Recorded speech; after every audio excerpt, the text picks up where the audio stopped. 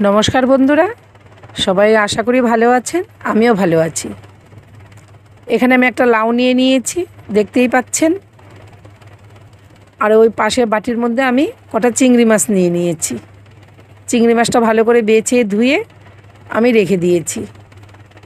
এবার এই লাউটা আমি ভালো করে কেটে নেব। দেখুন, লাউটা আমি জিরি জিরি করে কেটে নিয়েছি। তারপরে এখানে নিয়ে নিয়েছি আদা, কাঁচা লঙ্কা আর গোটা জিরে। এগুলো আমি ভালো করে একটু বেটে নেব। ব্যাস, আদা, জিরে, কাঁচা লঙ্কাটা বাটা হয়ে গেছে। তার মধ্যে একটু হলুদ মিশিয়ে পাশে রেখে দিচ্ছি।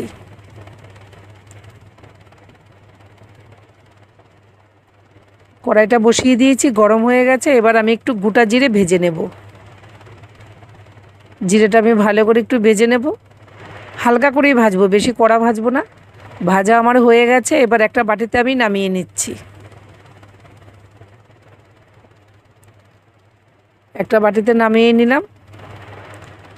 আপনারা বুঝতেই পাচ্ছেন যে আমি আজকে কী রান্না করতে যাচ্ছি। কড়াইতে দিয়ে দিলাম সর্ষের তেল। তেলটা গরম হয়ে গেছে। তার মধ্যে আমি লবণ আর হলুদ দিয়ে দেব। আমি এই রান্নাটা সর্ষের তেলেই করছি। লবণ আর হলুদ দিয়ে দিলাম। দিয়ে লবণ হলুদটা ভালো করে মিশিয়ে নিয়ে এবার দিয়ে দেব চিংড়ি মাছগুলো। চিংড়ি মাছটা আমি একটু হালকা ভেজে নেব, বেশি কড়া ভাজবো না। একটু হালকা করে চিংড়ি মাছটা ভেজে আমি নামিয়ে নিচ্ছি। তারপরে ওই কড়াইতে আবার সামান্য একটু তেল দিয়ে দিলাম। তেল ছিল, তাও আবার একটু তেল দিয়ে দিলাম। দিয়ে তার মধ্যে দিয়ে দিলাম শুকনো লঙ্কা, তেজপাতা, আর দিয়ে দিচ্ছি ফোড়নের জন্য গোটা জিরে। গোটা জিরেটা দিয়ে আমি ভালো করে আবার মিশিয়ে নেব। তারপরে কেটে রাখা লাউটা দিয়ে দিচ্ছি। এবার এই লাউটাকে আমি ফোড়নের সাথে ভালো করে মিশিয়ে নেব। খুব সুন্দর করে নেড়ে চেড়ে এটাকে মিশাতে হবে। বেশ ভালো করে মিশিয়ে নিয়েছি। এবার পরিমাণ মতো আমি লবণ দিয়ে দেব।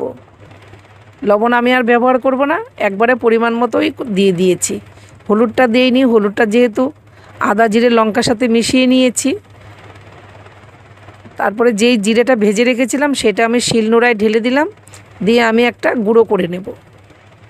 দেখতে পাচ্ছ জিরেটা আমার গুঁড়ো হয়ে গেছে। এবার একটা বাটিতে নামিয়ে নিচ্ছি। এই জিরেটা আমার সবার শেষে কাজে আসবে। জিরেটা নামিয়ে নিলাম। তারপরে ঢাকনাটা সরিয়ে আবার লাউটাকে একটু নেড়ে দিচ্ছি। লাউটা থেকে দেখো জল ওঠা শুরু হয়েছে। এবার আমি আদা, জিরে, লঙ্কা, হলুদ যে মিশানো মশলাটা ছিল সেটা দিয়ে দিলাম। দিয়ে ভালো করে একটু নেড়ে চেড়ে নিলাম। ভালো করে নেড়ে চেড়ে নিয়ে আবারও একটু ঢেকে দেব। কিছুক্ষণ পর ঢাকনাটা সরিয়ে দেখাচ্ছি। দেখুন আরও কত জল বেরিয়েছে। এই জলটা আমি ফেলবো না। আমি এই জলটা পুরো লাউয়ের সাথে ভেজে ভেজে শুকিয়ে নেব। দিয়ে দিলাম ভেজে রাখা চিংড়ি মাছ। এটা যত নাড়ব ততই জলটা শুকিয়ে যাবে। লাউয়ের জলটা যদি শুকানো হয় সেই তরকারিটা দারুণ টেস্টি হয়। এবার জিরেটা ভেজে গুঁড়ো করে রেখেছিলাম, সেই ভাজা জিরেটা দিয়ে দিলাম।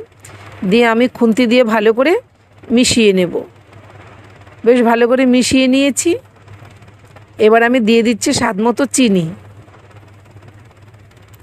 এবার ভালো করে আমি মিশিয়ে নিচ্ছি। যেহেতু লাউ, তার জন্য আমি একটু মিষ্টি ব্যবহার করেছি। তাহলে লাউটা খেতে খুব টেস্টি হবে। ব্যাস, আমার লাউ চিংড়িটা রেডি। এবার আমি একটা বাটিতে সার্ভ করে নিচ্ছি।